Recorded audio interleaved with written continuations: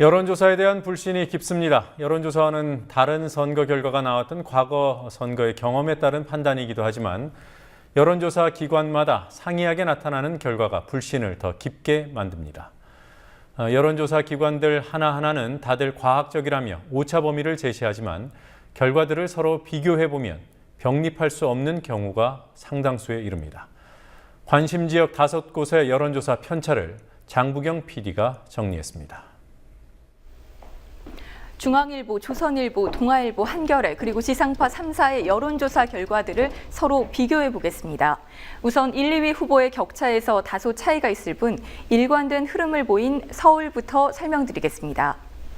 뉴스K가 비교해본 5종류의 여론조사에서 최근에 격차가 가장 컸던 조사는 한겨레 신문이 실시한 조사로 그 격차가 19.6%포인트, 20%포인트에 달했습니다. 반면 격차가 상대적으로 적었던 조사는 중앙일보 조사로 12.2%포인트였습니다.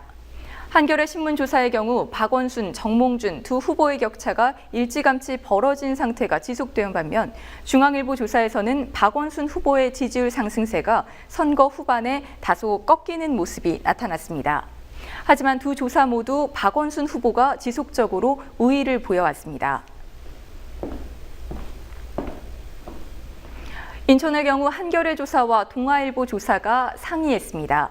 한겨레 조사에서는 민주연합 송영길 후보와 새누리당 유정복 후보의 격차가 오차 범위 이상으로 지속됐습니다. 마지막 조사에서는 송 후보가 10.8%포인트나 앞섰습니다.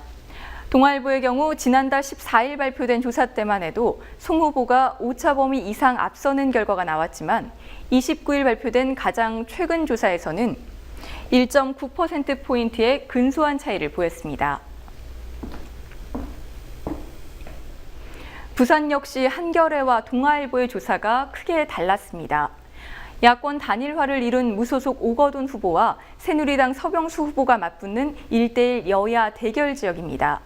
한겨레 조사에서는 두 후보 간 지지율 차이가 10.5%포인트로 크게 나타났지만 동아일보 조사에서는 0.8%포인트 지지율 차이를 보여 오차 범위 내 초접전을 벌이는 것으로 나타났습니다. 조사 일시에 비록 며칠 차이가 났지만 판세 자체가 상이하게 나타난 두 조사는 여론조사의 신뢰에 의문을 품게 합니다. 고교 선후배의 같은 교회 교인 사이인 여야 다선 의원의 대결, 경기도지사 선거 판세도 안개 속입니다. 중앙일보 여론조사에서는 여야 후보 격차가 선거 후반으로 갈수록 다소 좁혀졌지만 여전히 오차 범위 이상 남경필 후보가 앞서는 것으로 나타났습니다. 그러나 조선일보 조사는 5월 이후 두 후보의 격차가 사실상 없다고 할 수 있는 초접전 양상을 보였습니다. 조선일보 최근 조사에서는 남경필 후보가 불과 0.5%포인트 앞서는 결과가 나왔습니다. 끝으로 광주 보겠습니다. 민주연합의 전략공천과 이에 반발한 무소속 후보들의 단일화로 관심 지역으로 급부상한 광주 역시 상극에 가까운 여론조사 결과가 나왔습니다. 먼저 중앙일보가 지난달 28일 발표한 조사에서는 무소속 강훈태 후보가 민주연합 윤장현 후보를 15.4%포인트나 앞선다고 했습니다. 한겨레 신문이 5월 15일 발표한 조사에서도 강훈태 후보가 오차 범위를 벗어난 우세였습니다. 하지만 한겨레가 30일 발표한 조사에서는 오히려 역전 현상이 나타났습니다. 윤장현 후보가 비록 근소하지만 1.1%포인트 앞섰습니다.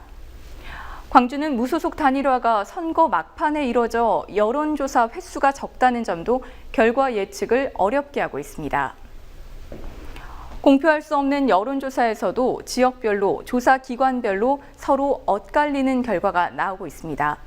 어떤 여론조사가 그나마 정확했는지 6월 4일 개표 결과가 주목됩니다. 국민TV 뉴스 장부경입니다.